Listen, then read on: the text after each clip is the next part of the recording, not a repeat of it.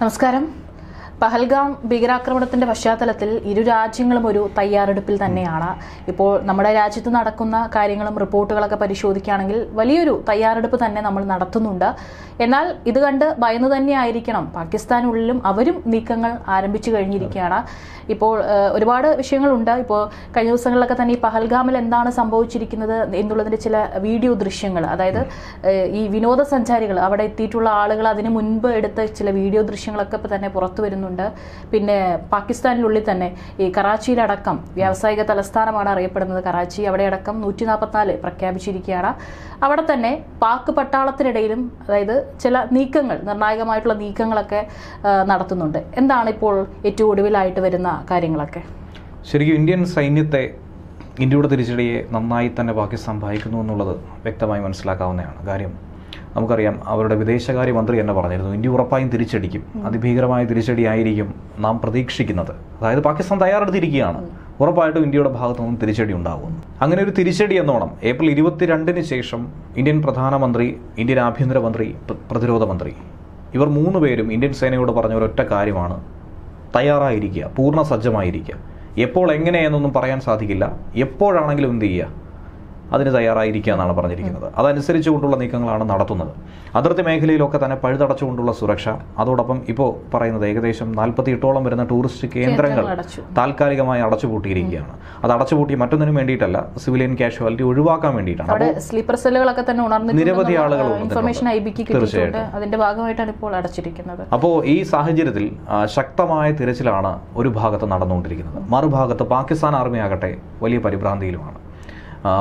സമൂഹ മാധ്യമങ്ങളിലൊക്കെ തന്നെ കഴിഞ്ഞ ദിവസങ്ങളിൽ ഉയർന്നു കേട്ട അല്ലെങ്കിൽ പരക്കെ സംസാരിച്ചൊരു കാര്യം എന്ന് പറയുന്നത്, പാകിസ്ഥാന്റെ സൈനിക മേധാവി അസിം മുനീർ കാണുവാനില്ല, എവിടെയോ തുരങ്കത്തിൽ പോയി വിളിച്ചു. അസിം മുനീറിന്റെ ഭാര്യയും കുടുംബാംഗങ്ങളും ഒക്കെ തന്നെ UK-യിലേക്കോ മറ്റ് രാജ്യങ്ങളിലേക്കോ ഒക്കെ തന്നെ പലായനം ചെയ്തു. അവരൊന്നും തന്നെ പാകിസ്ഥാനിലില്ല. ബന്ധുമിത്രാദികളൊക്കെ തന്നെ നാട് കടത്തി വിട്ടു. അസിം മുനീർ ഒരു പ്രസംഗം നടത്തിപ്പോയി. അതിനുശേഷം ഇന്ത്യയിൽ ഭീകരാക്രമണം ഉണ്ടായി, ഇന്ത്യ ശക്തമായി തിരിച്ചടിക്കുമെന്ന് പറഞ്ഞു. പിന്നീട് ഇന്ന് വരെ അസിം മുനീറിനെ കാണാനില്ല. എന്നാൽ ഒരു രാജ്യത്തിൻ്റെ ഏറ്റവും പരമദയനീയമായ അവസ്ഥ ആലോചിക്കുന്നത്, അവിടുത്തെ പ്രധാനമന്ത്രി കഴിഞ്ഞ ദിവസം 26-ാം തീയതി ഒരു സോഷ്യൽ മീഡിയ പോസ്റ്റ് പങ്കുവയ്ക്കുകയാണ്. എന്തെന്ന് പറഞ്ഞിട്ട്, അസിം മുനീർ ജീവനോടെ ഉണ്ടെന്ന് അറിയിക്കാൻ വേണ്ടി, തെളിവ് നൽകാൻ വേണ്ടി ഒരു പോസ്റ്റ് പങ്കുവയ്ക്കുകയാണ്. അതിനകത്ത് സൈനിക മേധാവി ഉൾപ്പെടെ മറ്റ് സൈനിക ഉദ്യോഗസ്ഥർ ചേർന്നിരിക്കുന്ന ഒരു കോൺവെക്കേഷൻ പരിപാടിയുടെ ചിത്രമാണ് പങ്കുവച്ചത്. അത്രയും ഗതികെട്ടൊരവസ്ഥയാണ്. അതായത് ഇന്ത്യയുടെ സൈനിക മേധാവി ഇന്ത്യ വിട്ട് പോയി എന്ന് പറയുമ്പോൾ ഇന്ത്യൻ പ്രധാനമന്ത്രി ഇല്ല, അദ്ദേഹം പോയിട്ടില്ല, അദ്ദേഹം ഇവിടെ തന്നെ ഉണ്ട് എന്ന് കാണിക്കാൻ വേണ്ടി ഒരു ചിത്രം പങ്കുവയ്ക്കുന്നു. ആലോചിച്ച് നോക്കുക, എന്ത് രസമായിരിക്കും. ഒരിക്കലും ഇന്ത്യ അങ്ങനെ ചെയ്യത്തില്ല. ഇന്ത്യയുടെ ഭാഗത്തു നിന്ന് അങ്ങനെ ഒരു പേടിച്ചു പോകേണ്ട ഒരു സാഹചര്യം ഒരിക്കലും ഉണ്ടാവത്തില്ല. വളരെ പരമദയനീയമായിട്ടുള്ള ഒരു സംഭവമാണ് പാകിസ്ഥാനെക്കുറിച്ച് ഇപ്പോൾ നമ്മൾ കേട്ടുകൊണ്ടിരിക്കുന്നത്. അപ്പോൾ അസിം മുനീർ അവിടെ ഉണ്ടോ ഇല്ലയോ അതൊന്നും നമ്മുടെ വിഷയമല്ല. പക്ഷേ അസിം മുനീർ എവിടെയായിരുന്നാൽ പോലും അസിം മുനീറിനെ നടുക്കുന്ന ഒരു സംഭവം, ആയിരക്കണക്കിന് സൈനികർ പാക് പട്ടാളം വിട്ടു പോവുകയാണ്. ഈ അടുത്ത് അതിൻ്റെ ഒഫീഷ്യൽ നോട്ടീസ് എന്ന രീതിയിൽ ഒരു ചിത്രം സമൂഹ മാധ്യമങ്ങളിലൊക്കെ തന്നെ വൈറലായി പ്രചരിക്കുന്നുണ്ട്. അതിൻ്റെ സത്യാവസ്ഥ വാസ്തവം എത്രത്തോളമാണെന്ന് അറിയത്തില്ല. എന്നിരുന്നാൽ പോലും പാകിസ്ഥാൻ പട്ടാളം വളരെയധികം പരിഭ്രാന്തിയിലാണ്. നിർബന്ധിത അവധിയിലേക്ക് പ്രവേശിക്കുന്ന ഒട്ടനവധി പട്ടാളക്കാർ, VRS എടുത്തു പോകുന്ന പട്ടാളക്കാർ വളരെ വേഗത്തിൽ തന്നെ തങ്ങളെ ഇവിടെ നിന്ന് മോചിപ്പിക്കണം, ഇന്ത്യൻ റിട്ടാലിയേഷൻ അതിനെക്കുറിച്ച് ഭയക്കുന്നുണ്ട്, ഉറപ്പായും തിരിച്ചടി ഉണ്ടാകും, തങ്ങൾക്ക് ജീവിക്കാനുള്ള കൊതിയാണ്, ആഗ്രഹമാണ് എന്ന് പറഞ്ഞുകൊണ്ട് നിരവധി പാകിസ്ഥാൻ സൈനിക മേധാവിയെ കോൺടാക്ട് ചെയ്തതായും അതുമായി ബന്ധപ്പെട്ട സൂചനകൾ നൽകിയതായിട്ടുള്ള വ്യക്തമായൊരു ചിത്രം നമുക്ക് ലഭിക്കുകയാണ്. അപ്പോൾ പാകിസ്ഥാൻ പട്ടാളം എത്രത്തോളം ഇന്ത്യൻ സൈന്യത്തെ ഭയക്കുന്നു എന്നുള്ളത് ഇതിലൂടെ മനസ്സിലാക്കാൻ സാധിക്കുന്നുണ്ട്. ഭരണാധികാരികൾക്ക് ഭ്രാന്ത് പിടിച്ചു എന്ന് തന്നെ പറയാം. കാരണം പാകിസ്ഥാൻ പ്രധാനമന്ത്രിക്കോ സൈനിക മേധാവിക്കോ പാകിസ്ഥാൻ്റെ സൈനിക വക്താവിനോ പ്രതിരോധ മന്ത്രിക്കോ ഒന്നും തന്നെ ഈ തിരിച്ചടി ഉണ്ടായാൽ എത്രത്തോളം ഭവിഷ്യത്തുണ്ടാകുമെന്ന് നേരിട്ട് അറിയത്തില്ല. നേരിട്ടിറങ്ങി ആക്രമണം നടത്തുന്ന സൈനികർക്കാണ് ഇതിൻ്റെ ഭവിഷ്യത്ത് മനസ്സിലാകുന്നത്. കാര്യം നമുക്കറിയാവുന്നതാണ്, 2ാം ലോക മഹായുദ്ധത്തിന് ശേഷമുണ്ടായ ഇന്ത്യ പാക് യുദ്ധം, അതിനുശേഷമുണ്ടായ 71-ലെ യുദ്ധം, കാർഗിലുണ്ടായ സംഭവം, 84-ലെ മേഘദൂത് സർജിക്കൽ സ്ട്രൈക്ക്. അപ്പോൾ ഇങ്ങനെ പലതരം ആക്രമണങ്ങൾ ഉണ്ടായിട്ടുണ്ട്. അതിലൊക്കെ തന്നെ ഇന്ത്യയും പാകിസ്ഥാനും ഇടപെട്ടതിൽ ഇന്ത്യക്ക് തന്നെയായിരുന്നു മേൽക്കൈ ഉണ്ടായിരുന്നത്. ബംഗ്ലാദേശിൻ്റെ വിമോചനമടക്കം പാകിസ്ഥാനെ സംബന്ധിച്ച് എത്രത്തോളം നാണം കെട്ട രീതിയിൽ കീഴടങ്ങേണ്ടി വന്നു എന്നുള്ളത് ചരിത്രത്തിൽ ഇപ്പോഴും രേഖപ്പെടുത്തിയിരിക്കുന്നതാണ്. ആ ഒരു ചിത്രം തന്നെ അതിന് ഉദാഹരണമായിട്ടുള്ളതാണ്. ഈ സാഹചര്യത്തിൽ പാകിസ്ഥാനെ സംബന്ധിച്ച് ഇനിയൊരു യുദ്ധത്തിലേക്ക് ഇറങ്ങിക്കഴിഞ്ഞാൽ സൈനിക ശക്തി വളരെ കുറവായിരിക്കും എന്നുള്ള ഒരു സൂചനയാണ് ലഭിക്കുന്നത്. ഇപ്പോൾ സൈനിക ബലത്തിൻ്റെ ഒരു കാര്യം പറയുകയാണെങ്കിൽ ഒരു ഏകദേശ ധാരണ പറയുകയാണ്. നമുക്കിപ്പോൾ ആക്റ്റീവ് പേഴ്സണൽസ് പറയാനായിട്ട് ആർമിയുമായി ബന്ധപ്പെട്ട് പറയുകയാണെങ്കിൽ, അതുപോലെ റിസർവ് പട്ടാളക്കാരുടെ കാര്യം പറയുകയാണെങ്കിൽ, പാരാമിലിറ്ററി പറയുകയാണെങ്കിൽ ഏകദേശം ഒരു 50 ലക്ഷത്തിനടുത്ത് സൈനിക ശക്തി നമുക്കുണ്ട്. നിലവിൽ സജ്ജമായിരിക്കുന്നതും അല്ലാതെയും റിസർവായിരിക്കുന്നതും ഒക്കെ തന്നെ ചേർത്ത് 50 ലക്ഷത്തിനടുത്ത് വരും. പക്ഷേ പാകിസ്ഥാനെ സംബന്ധിച്ച് ഏറ്റവും ദയനീയം അതിൻ്റെ പകുതി പോലും 25 ലക്ഷം പോലും തികയ്ക്കാൻ അവർക്ക് സാധിക്കുന്നില്ല എന്നുള്ളതാണ്. കേവലം 15-20 ലക്ഷത്തിനകത്ത് മാത്രമേ പാകിസ്ഥാൻ്റെ സൈനിക വിഭാഗത്തിന് എന്തുള്ളൂ, കരുത്തുള്ളൂ, ആൾക്കരുത്തുള്ളൂ. പിന്നെ അവർ ഈ വലിയ വീമ്പിളക്കുന്നത് ആണവായുധം വെച്ച് മാത്രമാണ്. ആണവായുധം അങ്ങനെയൊക്കെ ഇറക്കി കഴിഞ്ഞാൽ അതിൻ്റെ ഭവിഷ്യത്ത് ഇന്ത്യയിലായിരിക്കുന്ന കഴിഞ്ഞ ദിവസം മോദിയുടെ ഒരു വീഡിയോ വൈറലായി പ്രചരിക്കുന്നുണ്ടായിരുന്നു. പാകിസ്ഥാൻ പേടിപ്പിക്കുകയാണ്. പാകിസ്ഥാനിലെ മന്ത്രിമാർ നിരന്തരം പറഞ്ഞുകൊണ്ടിരിക്കുകയാണ് പാകിസ്ഥാൻ്റെ കയ്യിൽ ആണവായുധമുണ്ട്. അപ്പോൾ ഇന്ത്യ എന്തിനാണ് ഈ ആണവായുധം വെച്ചേക്കുന്നത്? ദീപാവലിക്ക് പൊട്ടിക്കാനാണ്. നമ്മളും എടുത്ത് പൊട്ടിക്കും, അതിൻ്റെ കാര്യത്തിൽ സംശയമൊന്നുമില്ല. അപ്പോൾ ഈ ആണവായുധത്തിൻ്റെ പുരട്ടൊക്കെ ഒരു സൈഡിൽ നിർത്തിയിരുന്നാൽ മതി. ആണവായുധം ഇറക്കി കഴിഞ്ഞാൽ അന്നുകൂടി പാകിസ്ഥാൻ എന്ന് പറയുന്ന ഒരു രാജ്യം അവിടെ ഉണ്ടാകും എന്നുള്ളതാണ് യാഥാർത്ഥ്യം. കാര്യം ഇന്ത്യയോടൊപ്പം പാകിസ്ഥാൻ്റെ പിറകിൽ പാകിസ്ഥാൻ ഈ കരുത്ത് പകർന്നുകൊണ്ട് ചൈന മാത്രമേ നിൽക്കുന്നു എന്നുള്ളത് മനസ്സിലാക്കണം. പക്ഷേ ഇന്ത്യയുടെ പിറകിൽ അണിനിരന്നിരിക്കുന്നത് റഷ്യയും അതുപോലെ ഇസ്രയേലും. അമേരിക്ക നേരിട്ട് ഇറങ്ങുന്നില്ല എങ്കിൽ പോലും ഇന്ത്യയുടെ ഭാഗത്തല്ലാതെ അമേരിക്കയ്ക്ക് നിൽക്കാനും സാധിക്കില്ല എന്നുള്ളതാണ് യാഥാർത്ഥ്യം. അപ്പോൾ ഇങ്ങനെയുള്ള ലോകശക്തികളൊക്കെ ഇന്ത്യയോടൊപ്പം അണിചേർന്ന് നിൽക്കുമ്പോൾ പാകിസ്ഥാൻ ഒരിക്കലും ഇന്ത്യയോട് നിന്ന് നേർക്കുനേർന്ന് മുട്ടാൻ പറ്റില്ല എന്നുള്ളതാണ് യാഥാർത്ഥ്യം. ഇപ്പോൾ കഴിഞ്ഞ ദിവസം തന്നെ നമ്മൾ കണ്ടതായിരുന്നു, മറ്റ് രാജ്യങ്ങളിൽ നിന്നുള്ള സൈനിക സഹായം പാകിസ്ഥാന് കിട്ടിയെന്നാണ് പറയപ്പെടുന്നത്. അപ്പോൾ അത് തുറന്ന് സമ്മതിക്കാൻ പോലും മടിയാണ്. അങ്ങനെ ഒരു സഹായം കിട്ടിയെങ്കിൽ അത് പറയണം. കാര്യം 2021 മുതൽ തുർക്കിയുമായി ബന്ധപ്പെട്ട് സൈനിക പ്രതിരോധ രംഗത്തൊരു സഹകരണം ഉണ്ടാവുമെന്നുള്ള ഒരു കരാറിൽ ഒപ്പുവെച്ചിരുന്നു. അതിൻ്റെ അടിസ്ഥാനത്തിലാണ് ആപത് ഘട്ടങ്ങളിലൊക്കെ തന്നെ എന്ത് ചെയ്യുന്നത്, ആ രാജ്യത്തിന്, പാകിസ്ഥാൻ എന്ന് പറയുന്ന രാജ്യത്തിന് എല്ലാ തരത്തിലുമുള്ള സൈനിക സഹകരണം നൽകി പോരുന്നത്. ഒരു പക്ഷേ ഇതിൻ്റെ ഭാഗമായിട്ടായിരിക്കണം ഏപ്രിൽ 28-ാം തീയതി കഴിഞ്ഞ ദിവസം പാകിസ്ഥാൻ വ്യോമ മേഖലയിലേക്ക് തുർക്കിയിൽ നിന്നും, എർദോഗൻ്റെ തുർക്കിയിൽ നിന്നും എന്തു വരുന്നു, എയർക്രാഫ്റ്റ് കാരിയർ വിമാനങ്ങൾ വരുന്നു. അതായത് C-130E എന്ന് പറയുന്ന ഹെർക്കുലീസ് വിമാനങ്ങളാണ് എത്തിയിട്ടുള്ളത്. നമുക്ക് ഇന്ത്യക്കും ഉള്ളതാണ്. അതായത് ഈ വിമാനത്തിൻ്റെ ഒരു പ്രത്യേകത പറയേണ്ടത് സാധാരണ ഒരു എയർക്രാഫ്റ്റ് അല്ല ഇതെന്ന് പറയുമ്പോൾ സൈനിക സാമഗ്രികളും നിരവധി സാധനങ്ങളും ഒക്കെ തന്നെ കയറ്റുമതി എത്തിക്കാനായി സാധിക്കുന്ന ഒരു വിമാനം കൂടിയാണ്. കാര്യം നമുക്ക് ഈ അടുത്ത് മറ്റ് രാജ്യങ്ങളിലൊക്കെ തന്നെ പ്രശ്നങ്ങൾ ഉണ്ടായപ്പോൾ തുർക്കിയിൽ ഭൂകമ്പം ഉണ്ടായ സമയത്ത് നമ്മളിവിടെ നിന്ന് കയറ്റി അയച്ചത് ഈ എയർക്രാഫ്റ്റിലായിരുന്നു. സാധന സാമഗ്രികൾ, മെഡിക്കൽ ഉപകരണങ്ങൾ, മറ്റ് സൈനിക സഹായങ്ങൾ, NDRF സംഘത്തെയും ഒക്കെ തന്നെ, അതായത് ഒരു മാസ് ആയിട്ട് എന്ത് ചെയ്യാൻ പറ്റും, ഒരുപാട് സാധനങ്ങൾ ഒരുമിച്ച് എത്തിക്കാനായി സാധിക്കും. ഇങ്ങനെ ഒരു 6ഓളം വിമാനങ്ങൾ പാകിസ്ഥാൻ വ്യോമമേഖലയിലെത്തി.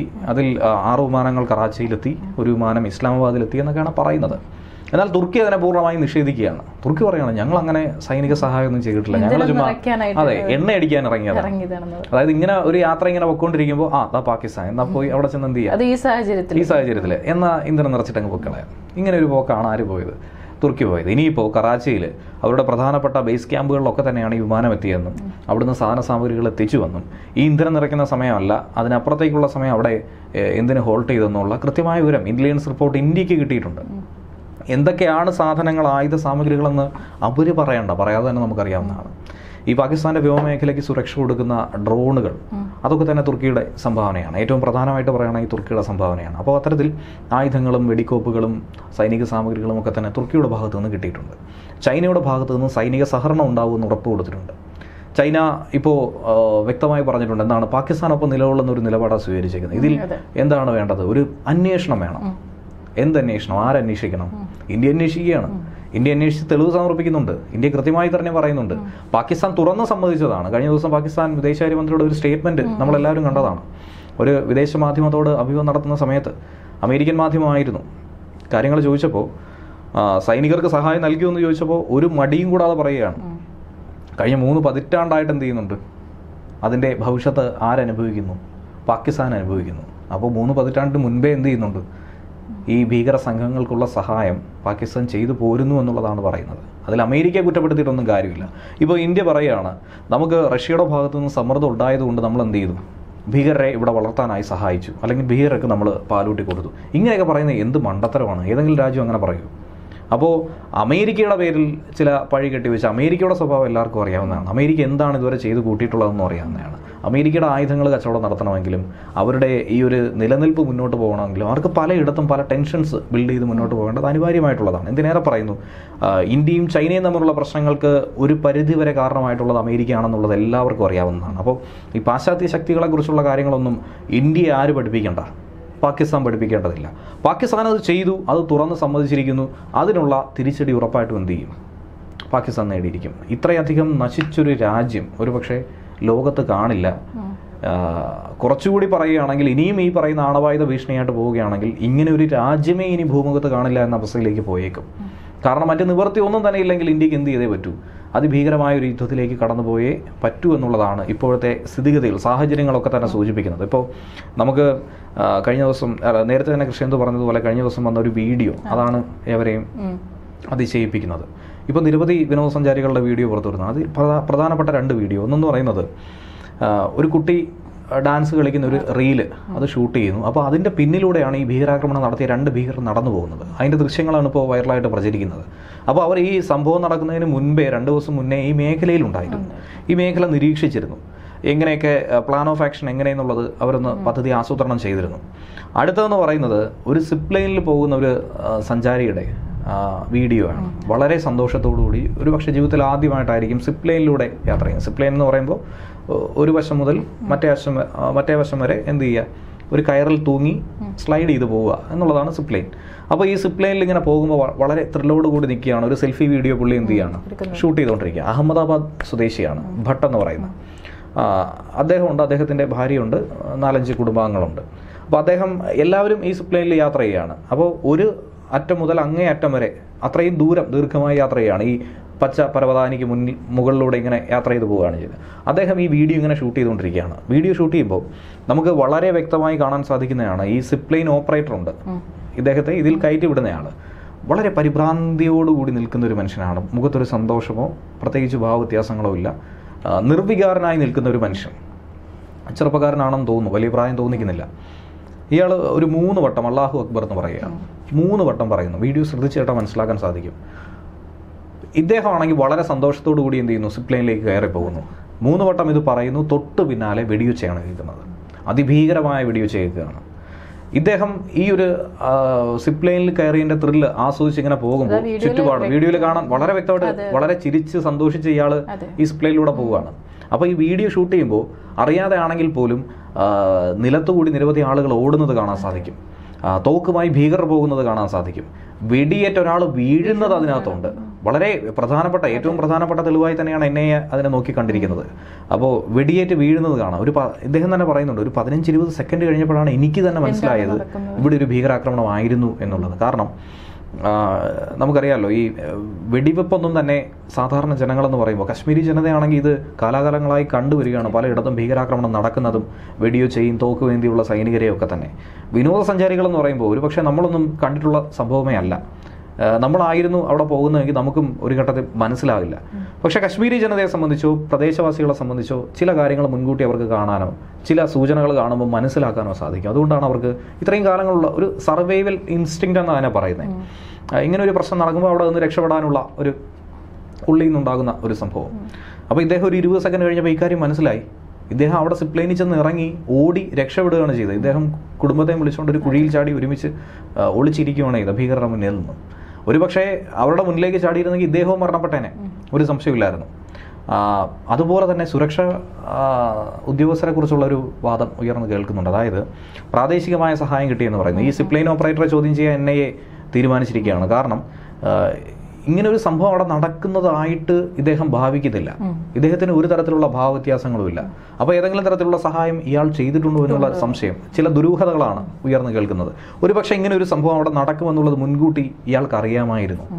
ഇങ്ങനെയൊക്കെയുള്ള സംശയങ്ങളാണ്. ഇപ്പോൾ ഏകദേശം 10-15ഓളം ആളുകളെ കസ്റ്റഡിയിലെടുത്തതിൽ നിന്നും ഇവർക്ക് നേരിട്ട് ലോജിസ്റ്റിക്സിനും അങ്ങോട്ടേക്കുള്ള യാത്രയ്ക്കും വാഹനങ്ങൾ നൽകിയതും ആഹാരം കൊടുത്തതും രാത്രി പാർപ്പിച്ചതും അടക്കം നിരവധി ആളുകളെ സംശയിക്കുകയാണ്. നിരവധി ആളുകൾ അതിൽ പങ്കുണ്ടെന്ന് വ്യക്തമായി മനസ്സിലാക്കുകയാണ്. അപ്പോൾ അവർക്കെതിരെയുള്ള നടപടി ഒരു ഭാഗത്ത് കടുപ്പിക്കുകയാണ്. ഇനി ഇതിന് ശേഷം അവിടെ ഉണ്ടായിരുന്ന സുരക്ഷാ ഉദ്യോഗസ്ഥൻ ഒരാളുണ്ടായിരുന്നു, തോക്കേന്തിയ ഒരു ഉദ്യോഗസ്ഥൻ ഉണ്ടായിരുന്നു. തോക്കുണ്ടായിട്ട് പോലും ഇയാൾ ആ മേഖലയിൽ ഒന്ന് വെടിവെക്കുകയോ ഒന്ന് ഭയപ്പെടുത്തുകയോ ഭീകരർക്കെതിരെ തോക്കുചൂണ്ട് ഒന്നും തന്നെ ചെയ്തിട്ടില്ല എന്നാണ് അവിടെ വന്ന വിനോദസഞ്ചാരികൾ പരാതിപ്പെടുന്നത്. അപ്പോൾ ഇയാൾക്കും ഇതുമായി ബന്ധപ്പെട്ട് എന്തെങ്കിലും പങ്കുണ്ടോ? സെക്യൂരിറ്റി ഗാർഡിനെയൊക്കെ തന്നെ ചോദ്യം ചെയ്യുന്നുണ്ട്. അപ്പോൾ ഇങ്ങനെയുള്ള സംശയങ്ങളാണ്. കാരണം നമ്മുടെ ഉള്ളിൽ തന്നെയാണ് ശരിക്കും അതിർത്തി കടന്നിരിക്കുന്ന ശത്രുക്കളെ ഭയപ്പെടേണ്ടതില്ല, ഉള്ളിലുള്ള ശത്രുക്കളെയാണ് ഏറ്റവും അധികം ഭയപ്പെടേണ്ടത്. അതുപോലൊരു സാഹചര്യമാണ് ഇപ്പോൾ സംജാതമായിരിക്കുന്നത്.